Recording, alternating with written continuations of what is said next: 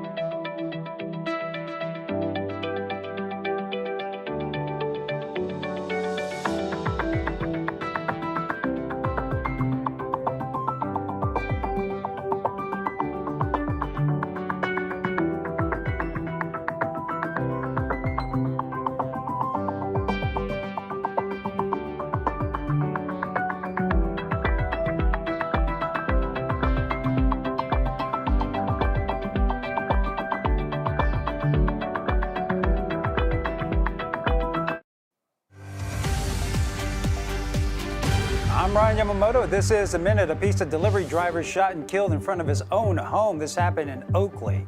Police say the 24-year-old victim was parked on Rutherford Lane near Vintage Parkway. That's when another car pulled up and a passenger shot him at close range. So far, no arrests. A federal judge has blocked a California law that would have banned carrying guns in certain public places.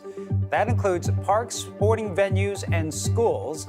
The judge said it is unconstitutional to deprive concealed carry holders the right to protect themselves. And today, police are removing abandoned or illegal boats from the Oakland estuary. This comes after dozens of small boats and dinghies were stolen. The boating community blamed so-called anchor outs living illegally on the water for the crime spree. The Bay Area's only primetime newscast at 8, 9 p.m. on the all-new Pix Plus 44 Cable 12.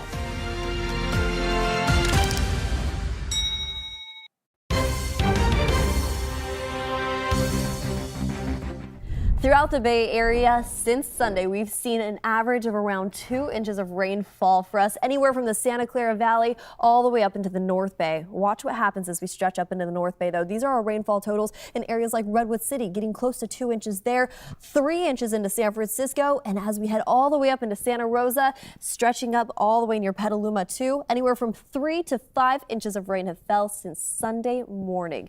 Pretty impressive if you ask me, but watch what happens as we extend all the way over into areas like Ben Lomond, where they actually got 7 inches of rain. Just to put this into perspective, this was one of the first heaviest storms we've seen so far this season, and we're going to see more right around the corner. But first, let's take a breath of fresh air. We are drying up today. We're going to see a mix of sun and clouds throughout the afternoon hours today. Light showers to the south of us. If anything, the Santa Clara Valley might just get a quick splash of showers, and then we dry up as that area of low pressure that brought us all that rain will continue to track to the south. That's going to give Los Angeles and San Diego some showers, but back up here in the Bay, a breath of fresh air. That's exactly what we need as we head into the holiday weekend. Christmas Day will be dry, a little bit cloudy, and then we head all the way into December 28th through January 3rd. The Climate Prediction Center is showing wetter than normal conditions around the corner again, so we are gearing up for more rain. I'll show you that in just a second on the 7-day forecast, but today, it's beautiful. I mean, partly cloudy skies, 60s in the forecast for us all around the Bay Area, anywhere from Redwood City stretching all the way over into Fremont and down into the Santa Clara Valley we go.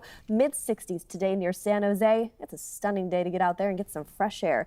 Let me show you the next 7 days real fast. This is exciting. We're going to be dry just in time for Christmas Eve and Christmas Day, Sunday into Monday, and then by Wednesday, as we're wrapping up all the holiday festivities and maybe heading home, that's when we see the rain return into the forecast for us. That's just our inland setup. Watch what happens as we head over to areas like the Bay. Anywhere from San Francisco across the Bay Bridge into Oakland, 50s and 60s back and forth with partly cloudy skies heading into next week. In Oakland, there's growing concern over delayed 911 response times or no response at all. However, the city recently announced it is pouring $2.5 million into hiring and upgrades for its dispatch center. 20 of the city's 76 dispatcher positions are currently vacant. That's according to a report sent to the city council earlier this month. That same report showed no one had been looking at applications for a year because the HR employees who were supposed to handle that, well, they had left. And while the city claims is working on it, one longtime business owner told our Kelsey Thorpe if things do not change soon, she might not be there much longer. I just think it's another tool for the bad guys to know that they can do things and no one's going to come. Dorcia White, the owner of Everett and Jones Barbecue, says she's called 911 on multiple occasions to report people breaking into cars right outside of her restaurant. I had one instance where I literally watched the group all day. It was like we were prisoners almost in here. We just literally, through these glass windows, we watched them break in cars and wait and break in cars, and we called and called and called, and no one ever came. Dorcia says that's happened so often that they've resorted to putting up these signs around their restaurant warning customers. Really has drastically changed the dynamic of our business. Most of our business now is takeout or DoorDash because people just don't feel safe. OPD is trying to beef up its 911 staffing and computer systems after a recent grand jury report found the dispatch center only answered about half of 911 calls within 15 seconds. But there are a lot coming in, more than 1.1 million so far this year. Just this week, the department put out a PSA reminding people to only call 911 for emergencies, like fires, serious accidents, and crimes in progress, to avoid tying up the lines. Dorcia says she knows that the crimes she's calling in deal with property, but she believes they still need to be taken seriously. Well, you might think this is petty, but they're not petty because most of them have guns, they're willing to use them, and then that turns into something big. Thankfully, Dorcia told me she's seen a recent drop in car break-ins over the past month, and this week has been the best week she's had in a long time. I've had 3 parties today, and I've seen no glass, and I'm celebrating, so maybe something is changing. And it's not just the dispatch center that's having a hard time keeping up. The police union says their staffing, it's the lowest it's been since 2014, about 1 officer for every 610 residents. And the CDC says COVID cases are on the rise in the U.S., and it's unfortunately just in time for the holidays. Health officials say the spike is being driven by the subvariant JN1. It is responsible for about 15 to 29% of new infections all across the country. The fast-growing strain has been deemed a variant of interest by the World Health Organization. This new strain, which is a subvariant of Omicron, you can think of it as a grandchild of Omicron, shares some characteristics with Omicron.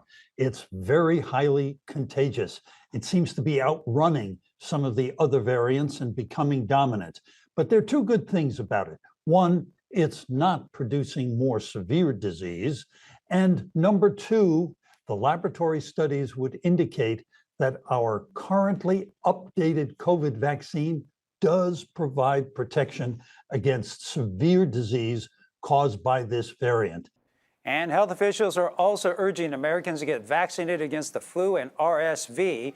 Hospitalization rates for both are surging in many parts of the country. More than 700,000 people will move through Bay Area airports this week, and if you're one of them, get ready to wait in line. The TSA says it could be the busiest flying day ever. Our Leslie Gooden spoke with passengers yesterday at Oakland International.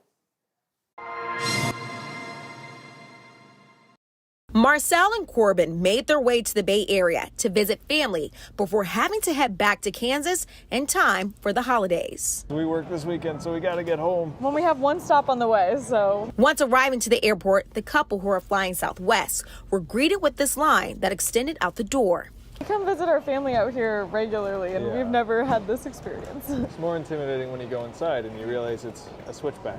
I know. The Kansan couple says they're glad the rain stopped here and that it only took 20 minutes before getting to the front without delays. We were nervous, but so far it seems like it's okay. 8 out of 10 travelers at Oakland International are on Southwest departures. And with the storm pushing in, affecting SoCal, this could impact travel, according to the airline. We are experiencing some rainy weather at OAK this morning. So at this time, we have just under about 20 delayed departures this morning and just under 10 delayed arrivals. OAK is expected to screen close to 110,000 people, and one of those travelers is Eddie, whose flight was delayed. It was tedious, nothing out of the ordinary, but you know, it's worth the hassle to come see family, which I very rarely get to do other than holidays. So what will be will be. Hopefully we can make it on a plane and make it home. The last time I spoke with the Kansas couple, they did make their flight, and the airport wants to remind everyone who's flying out of here who plans to park here to make sure you reserve your spot in advance, because they do expect the lots to fill up come Friday.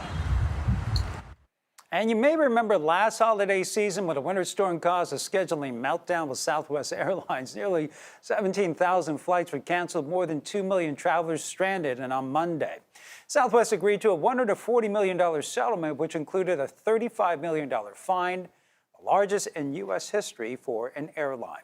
On the roads, AAA projects more than 103 million people to drive at least 15 miles from home. Saturday is expected to be the worst day to drive, and AAA says to especially avoid eastbound 80 towards Sacramento that evening. Be sure to stay with us for continuing coverage on all that holiday travel rush. We have you covered on air on our website at kpix.com and streaming on the free CBS News app. Still ahead on CBS News Bay Area, Colorado Supreme Court rules to remove Donald Trump from the state's 2024 presidential ballot, how that could impact the race for the White House, and could California follow suit? Plus, a Berkeley man is back on U.S. soil after wondering if he would ever get out of Venezuela and a prison. What the U.S. offered to get him and other Americans back. And what started decades ago in the parking lot of a mortuary has become an iconic South Bay attraction. Now, one man's dream is bringing families together to celebrate the holidays. We must make it clear that we aren't going to let our political forces and the politicians ignore Vietnam in 1968. This must be an issue if that tragic war is still going on. And so as the war hawks escalate the war in Vietnam, we must escalate our protest against the war.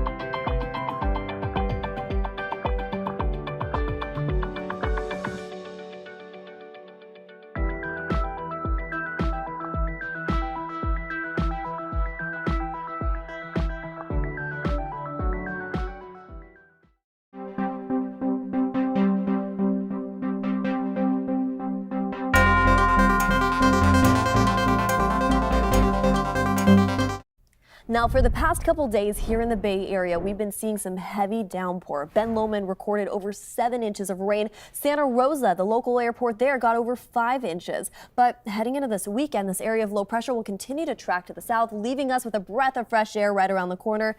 Christmas Day is right around the corner, and it's going to be beautiful, partly cloudy, with upper 50s in the forecast for us widespread throughout the Bay Area. Now, after Christmas Day, that's when we're going to see wetter than normal conditions return into the forecast as early as the 28th. This is issued by the Climate Prediction Center, and this leads into early next year.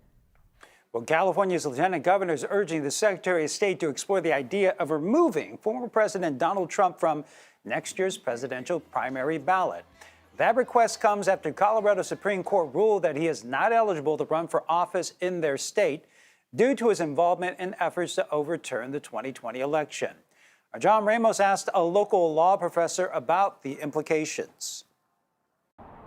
The argument is that Donald Trump cannot be president because he violated the 14th Amendment by participating in an insurrection. But now there's discussion across the country and here in the Bay Area about whether leaving his name off the ballot would really be good for the democratic process or the nation in general.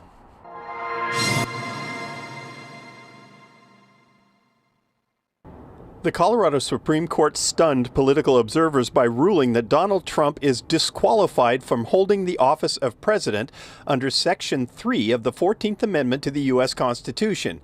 The disqualification clause was written after the Civil War to prevent those who supported the South against the Union from holding positions in the federal government. It disqualifies anyone who has previously taken an oath to support the nation if they have engaged in insurrection or rebellion.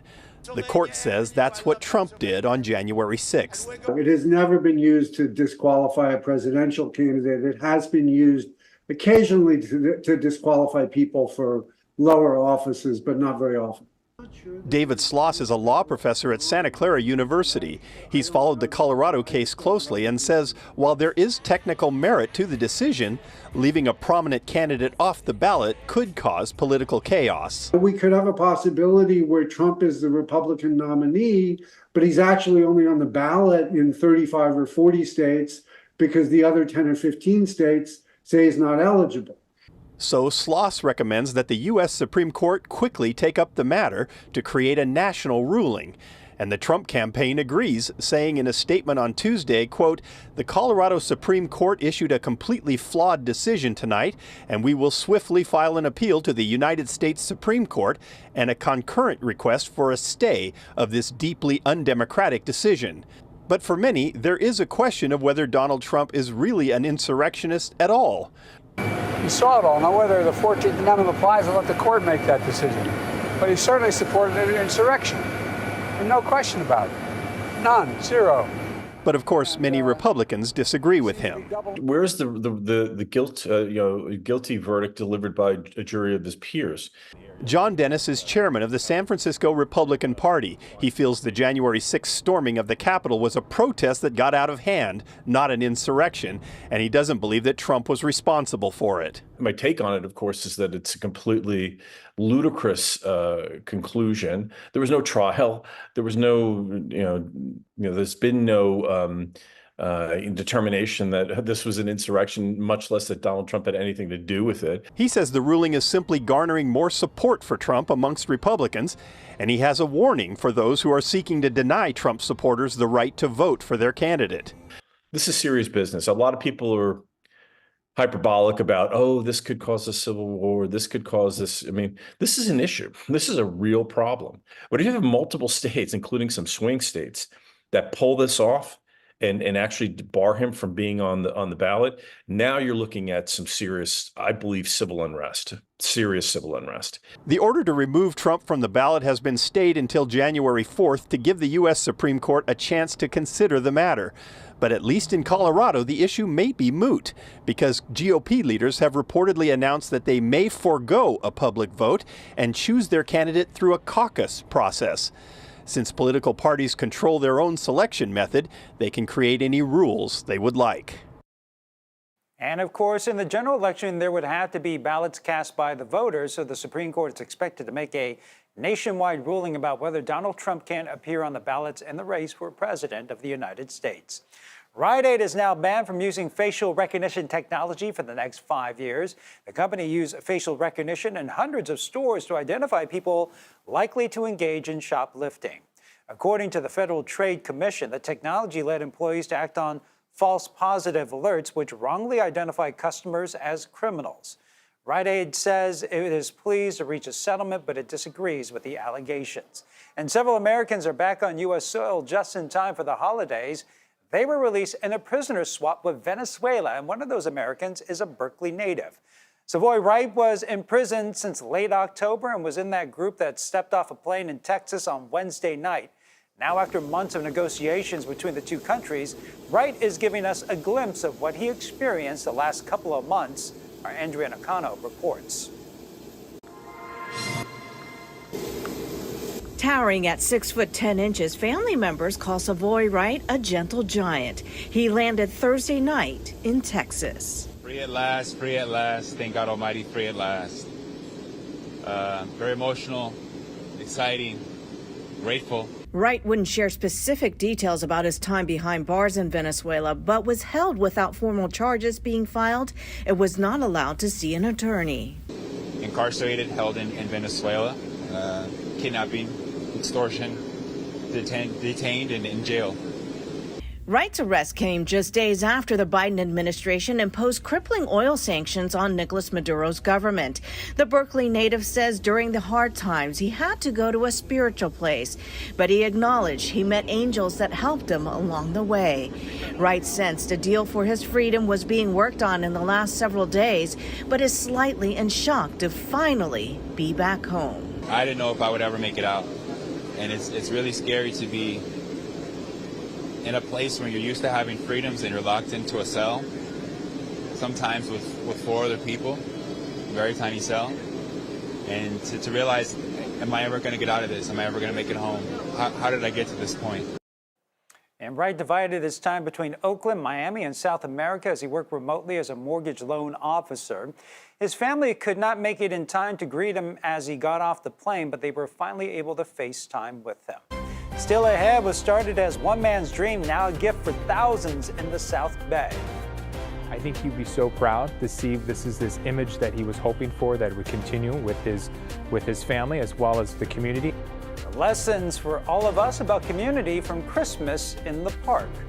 And a reminder, you can stream CBS News Bay Area wherever, whenever. Catch all of our live newscasts, plus news and weather updates all throughout the day. Find us on the free CBS News app or on Pluto TV.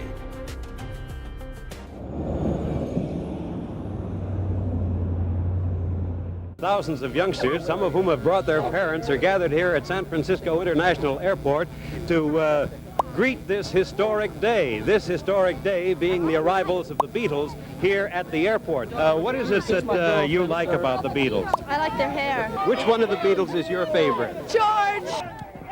This is Rod Cherry at Beatlesville, San Francisco International Airport.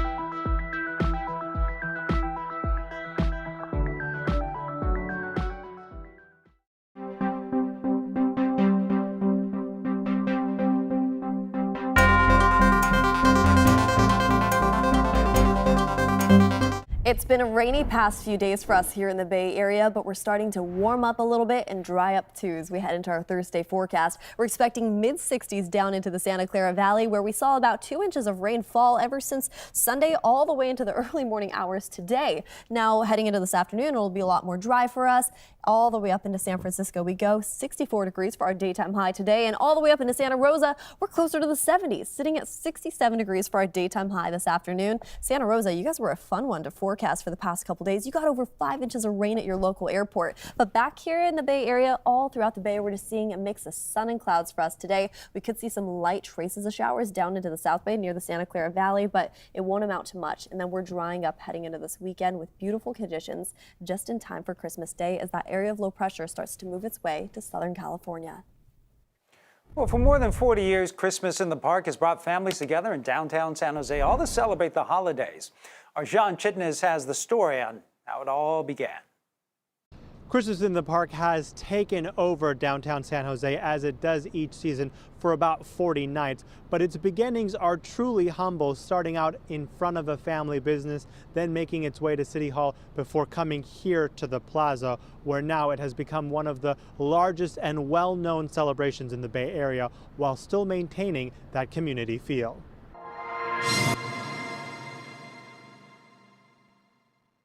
Decorations from the original display of Christmas in the Park have become artifacts of a Bay Area tradition spanning many decades. Christmas was something very important to my grandfather, and he loved that tradition of spreading it to the community and celebrating such a fun event. Don Lima began the annual event outside his family business.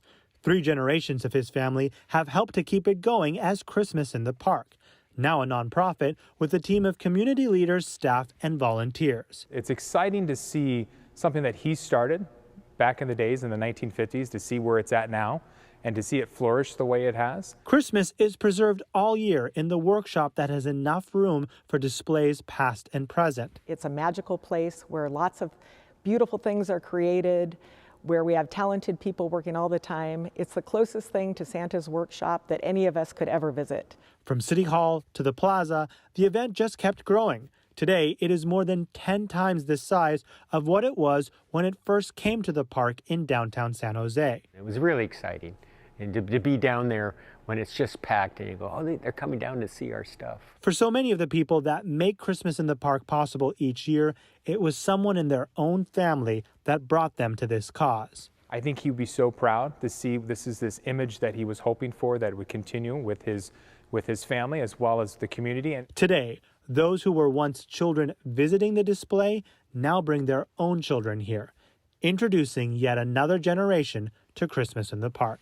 And here in the plaza, you can enjoy 500 different community trees, just part of the celebration that happens with entertainment each night. You still have time to check out Christmas in the Park. They are here starting at noon and going until at least 10 p.m.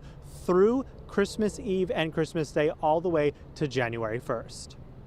Well, coming up in our next half hour in CBS News Bay Area, it's the most wonderful time of the year to shop local. How a Bay Area community rallies around a small business every year to keep them from losing their land. Plus, you probably don't think of wrapping paper as something to be worried about, how your home could have some hazards hidden away this holiday season. These are your neighborhoods. This is your world. CBS News Bay Area. Still ahead on KPIX. With Juliette Goodrich. And the CBS Evening News with Nora O'Donnell. Taking you to the day's top stories. Smart, comprehensive coverage. And immersive weather like you have never seen it. Join Juliette Goodrich and Nora O'Donnell. Weeknight, 6 to 7:30 on KPIX. The bus, the 26 children and driver it contained, vanished. Do you in your own mind have any thought as to why this might have happened? What's going on? No, like I say, it's just crazy. The 3 men believed responsible for the mass kidnapping have been apprehended. Ed Ray is a hero around here, and his exploits will become part of the folklore of this California Central Valley town.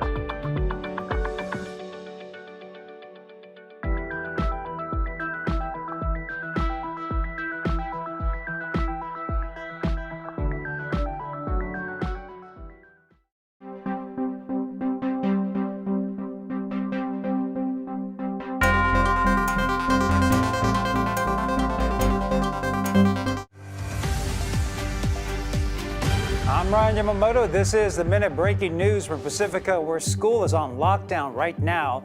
This is at Valamar Elementary by Naomi Avenue. Police are only saying that they're investigating an incident in that area and that there is no immediate threat to the public. Bay Area man was among 10 U.S. citizens released in a prisoner swap with Venezuela. Savoy Wright had been detained since October. According to his family, charges were never filed. Prisoners were released in exchange for the release of a notorious Venezuelan fugitive. And the commercial crab season will officially start January 5th, but the state says it only applies for areas north of the Sonoma-Mendocino line. The season is still delayed until further notice from the Bay Area down to the border. The Bay Area's only primetime newscast at 8 and 9 p.m. on the all-new Pix Plus 44 12.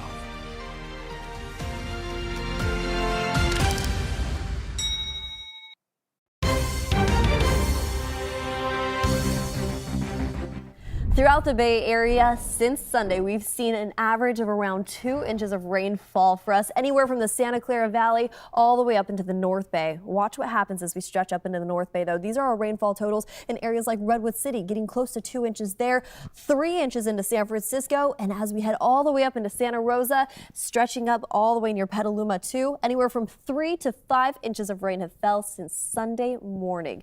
Pretty impressive if you ask me, but watch what happens as we extend all the way over into areas like Ben Lomond, where they actually got 7 inches of rain. Just to put this into perspective, this was one of the first heaviest storms we've seen so far this season, and we're going to see more right around the corner. But first, let's take a breath of fresh air. We are drying up today. We're going to see a mix of sun and clouds throughout the afternoon hours today. Light showers to the south of us. If anything, the Santa Clara Valley might just get a quick splash of showers, and then we dry up as that area of low pressure that brought us all that rain will continue to track to the south. That's going to give Los Angeles and San Diego some showers, but back up here in the Bay, a breath of fresh air. That's exactly what we need as we head into the holiday weekend. Christmas Day will be dry, a little bit cloudy, and then we head all the way into December 28th through January 3rd. The Climate Prediction Center is showing wetter than normal conditions around the corner again, so we are gearing up for more rain. I'll show you that in just a second on the 7-day forecast, but today, it's beautiful. I mean, partly cloudy skies, 60s in the forecast for us all around the Bay Area, anywhere from Redwood City stretching all the way over into Fremont and down into the Santa Clara Valley we go.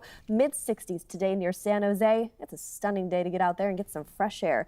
Let me show you the next 7 days real fast. This is exciting. We're going to be dry just in time for Christmas Eve and Christmas Day, Sunday into Monday, and then by Wednesday, as we're wrapping up all the holiday festivities and maybe heading home, that's when we see the rain return into the forecast for us. That's just our inland setup. Watch what happens as we head over to areas like the Bay. Anywhere from San Francisco across the Bay Bridge into Oakland, 50s and 60s back and forth with partly cloudy skies heading into next week. Well, owning a small business can be a big challenge here in the Bay Area, but as our Nicole Zalumas reports, one local family-run farmers market is sharing their secret to success.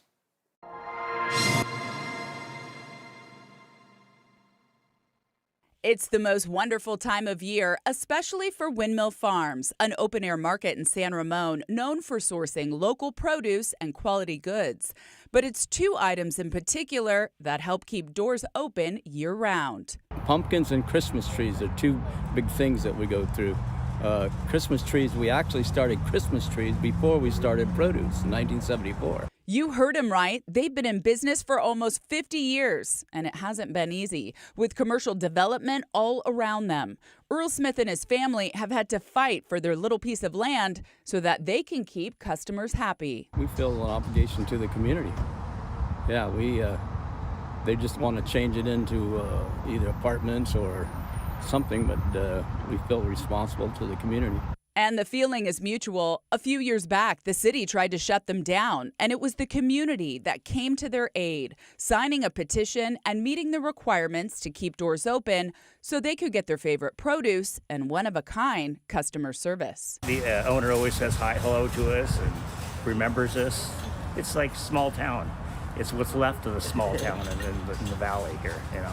It's easy to see why people continue to flock back to Windmill Farms. Not a day goes by that Earl isn't hard at work in his own version of Santa's workshop. And Earl also says that due to health concerns, he did recently partner with a couple local businessmen, and he's confident that will keep the doors open. Well, it's known as the most wonderful time of the year, but it can also be a dangerous one if you're not careful. Our Ann Makovic has tips from experts, including what to do with a crunchy Christmas tree.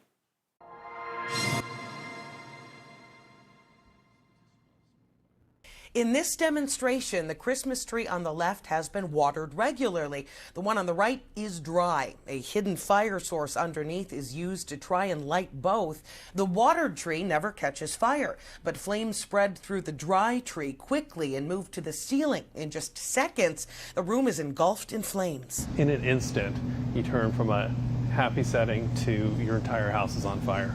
Candles are also a potential hazard, as seen in this demo. They cause thousands of fires every year, with December being the peak month.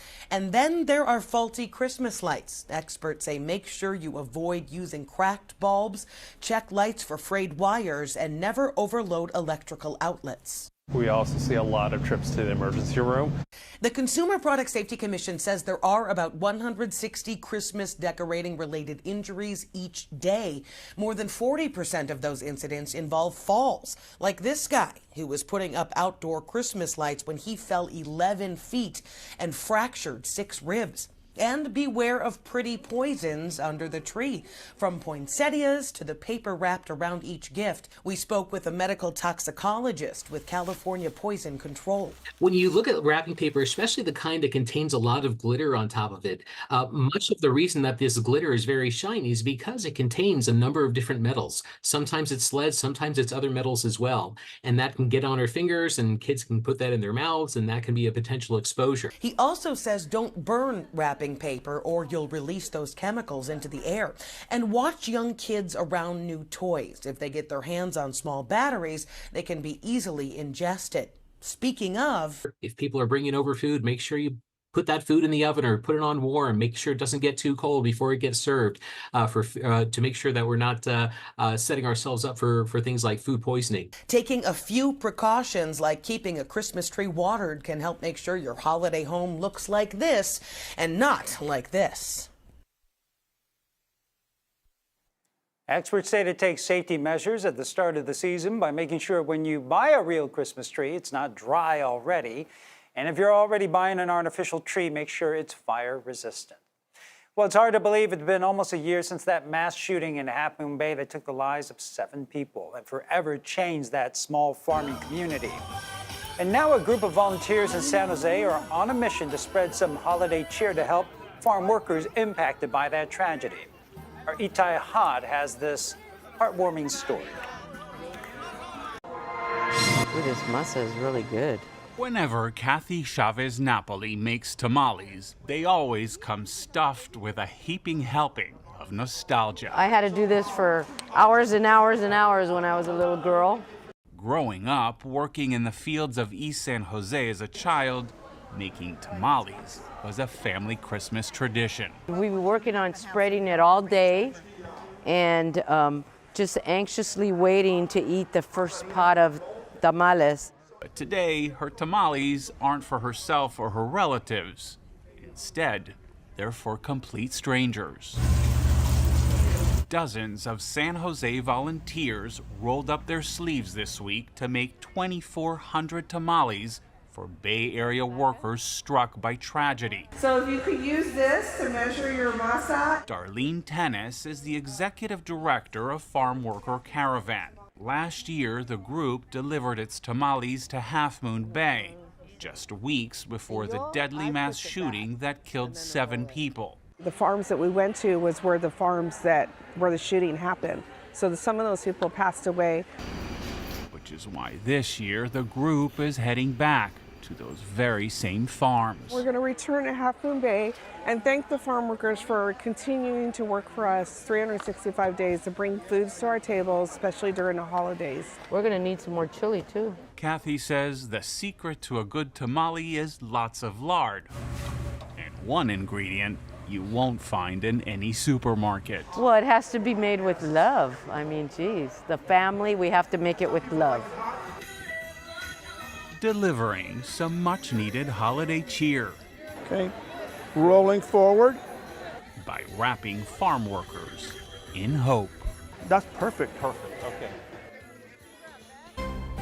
Well, up next, the Niners Christmas Day matchup with the Ravens. A member of the Niners has his sights on breaking one of Jerry Rice's all-time records. That's coming up in today's Red and Gold Report.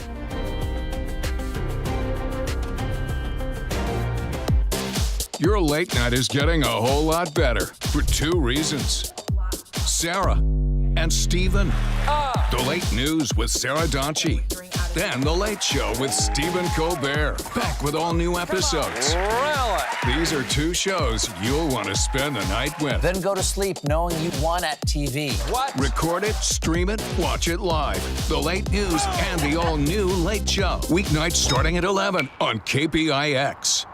What has happened here tonight, just to recap, 57 Vietnamese orphans from all over Vietnam have been brought safely out of that war-torn country and returned here to Oakland, where they will be adopted.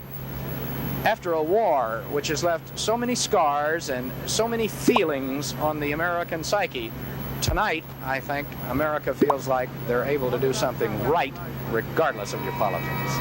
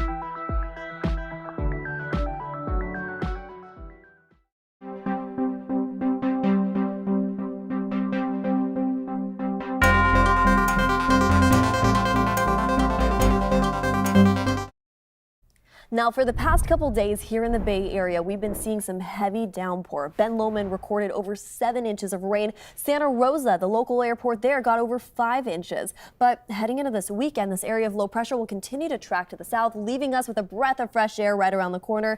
Christmas Day is right around the corner, and it's going to be beautiful, partly cloudy, with upper 50s in the forecast for us, widespread throughout the Bay Area. Now, after Christmas Day, that's when we're going to see wetter than normal conditions return into the forecast as early as the 28th. This is issued by the Climate Prediction Center, and this leads into early next year. That was truly a day that altered our times. 1948, KPIX went on the air. The Beatles are just minutes away. Tomorrow, KPIX marks its 75th anniversary, and to celebrate, we've been sharing remarkable moments from our archives. Former KPIX reporter Ed Arno captured the reaction from people in San Francisco as Apollo 11 astronauts returned safely from outer space. As the anxious moments ticked off, people throughout the Bay Area waited for the word. San Francisco went silent, as if more than 1 million people were suddenly taking a long, deep breath simultaneously. Then, the city was engulfed with the sound of people trying to tell the world that we've entered a new era of space exploration. Oh, it's great! It's just wonderful. I can't believe they finally got down. Well, fine. I love it. I thought the boy wouldn't make it, but they did. That's what's great. Great for them, really. That's something else. I mean, Everybody's wondering, will they come back? Now they're back, we're all happy. Well, I'm so excited. I don't know what to say. It's so beautiful. Wow, I'm just so happy they're back, really safe. Oh, I think they're wonderful men. I'm so very excited about it. They're really heroes. Oh, excited. Wonderful, the greatest thing that's happened in my lifetime. I'm very delighted. I'm glad they're home safe. God bless them all. what do you think? I think it's wonderful. I think it's great. What do you think, Kath? I do too. It's just like Great. New Year's. Beautiful. It really is. It's great. What do you think? Oh, I think it's just great. Really fantastic. I'm glad I got out here in time to see it all. It's really neat. It's fantastic. The moon already. I can't believe it. Real good, real good. It's a triumph for the United States, and it'll show the Russians that we got the know-how. I think it's real nice that we got to come out of our buildings for this. I think we should do it more often, at least once a week. And we'll continue to bring you more stories like this leading up to the 70th anniversary of KPIX tomorrow. You can watch more stories from our archives on kpix.com. Speaking of out of this world, Christian McCaffrey has already broken one of Jerry Rice's 49er records earlier this season. Now, as Vern Glenn explains, he's got his sights set on another one. This is the Volkswagen Red and Gold Report.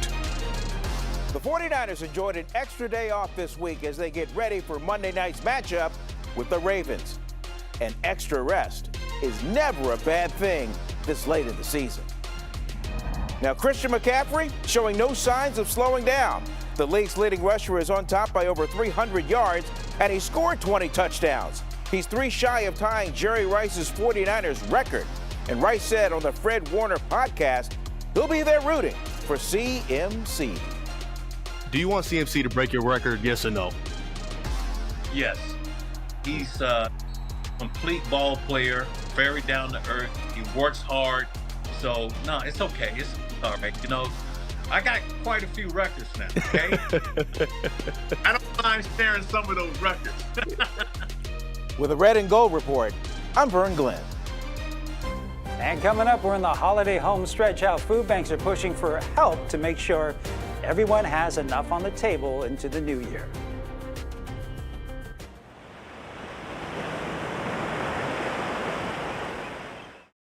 I would like to see the headlines that the national press picks up on and say, look, there's another side to the Bay Area. We take those headlines a little step further to sort of connect all these wonderful communities here. Really embracing the positivity and hopefully spreading it. The Bay Area is full of some amazing, innovative change makers. People that are out there making a difference. In fact, I feel privileged that I get to share those stories. Wake up with the Morning Edition, weekdays on KPIX. Do you intend to make any further protest to your treatment at Forest Knolls? Yes, quite a number of my friends have urged me to continue in this effort, if I did give it up, that the other 74,000 Negroes in San Francisco would lose a golden opportunity to press the right to at least to be shown a home, whether they're interested in purchasing or not. But I plan to continue to protest.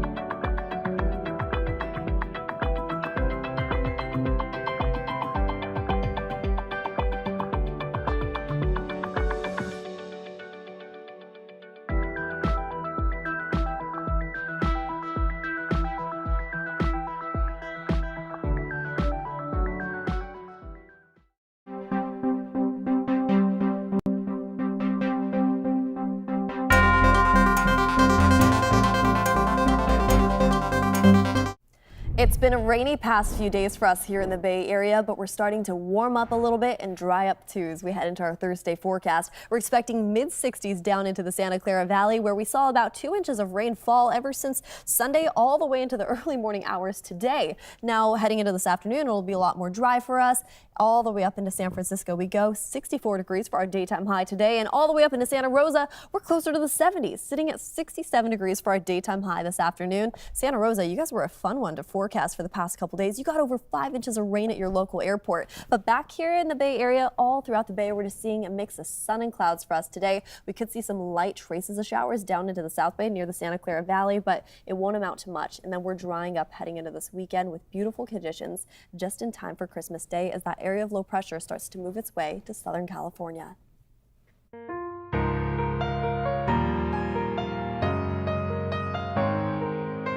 Whenever a disaster strikes, Bay Area food banks are there to support our neighbors in our need. Our Reed Cowan spoke with volunteers in Santa Rosa about their critical work and how you can help. This is sort of the end of the line in production for these pumpkin scones here at Redwood Empire Food Bank Kitchen, and this is a wonderful program. Jody, why does doing something simple like this fill up your heart this time of year? Basically, you know, I'm one of the lucky ones that I haven't had to worry about getting food from a food bank, but I know after working here I can see the good that it does for people that do need to be fed all year round. What I love that, Jody, is something I hear from people who volunteer and donate to food banks all the time, is that the results right here. For instance, this food is hot and ready out of the oven. It will go to warm the hearts of people who are coming here to get food for the week. So nice to meet you, Jody. All right, so David, tell me why it's important to be a Jody in this world, especially knowing that the worst things can happen here. Floods happen. We saw that last year, the atmospheric rivers that hit us. Fires happen, wildfires. We hope none of that happens this year, but you stand at the ready because of donors to be responsive in times of peril. Well, first of all, people like Jody, we're 82 staff at the Redwood Empire Food Bank, 12,000 volunteers, 146 volunteers per staff member. We can't do it without Jody and volunteers like Jody. And being responsive in difficult times is a Jody, our friends that are with Jody as well. Sure. Well, we've experienced political disasters, natural disasters, human-made disasters, all of it. And throughout it, our community has stepped forward, and we're asking them to step up once again and make sure that we have everything we need to meet the needs of people in times of crisis. And you're really hitting a deficit here. This is a hard conversation to have, but Redwood Empire Food Bank needs to raise money and to be able to continue services. That's right. Well, there's been a lot of generous people over the years keeping us going, but you know, when gasoline goes up to $5 a gallon, we pay that gasoline price as well, and need is going up at the same time. So unfortunately, we just need to raise more money now. All right, and so that is what we're doing. That is your call to action, so to speak, and if you want to find out ways that you can be of service and be like my friend Jody here, go to our website, kpix.com, and that means the scones are done in the oven. So maybe follow that cue and even use that QR code on your screen to find ways that you can donate. Hey, the alarm has been sounded. It's time to be responsive, and the time to step up is now. Now for a look at some of today's most talked about stories. In-N-Out has a few secret menu items that really changes its regular menu, but it just added a couple of new things. It's not a new burger or anything like that. The chain is now serving Cherry Coke and light pink lemonade. It's the first change we've seen since 2018 when it added hot cocoa. Well, Tinder has a ton of users, but would you pay for a premium plan? What if we told you it's $500 a month? Here's what you get for the money: a special badge on your profile and the ability to direct message people without matching first. By the way, you have to be invited to sign up for that plan. And here's something that could help relieve your stress: a puppy yoga class. People in Paris can attend a 60-minute session, which includes 20 minutes of yoga, 40 minutes of playing with golden retrievers. The founder of the class says her sessions are usually booked. Each one costs 35 euros. That's about $40. I'm all about that. Thanks for streaming CBS News Bay Area. I'm Ryan Yamamoto. We'll be right back with your First Alert forecast and a look at your top stories.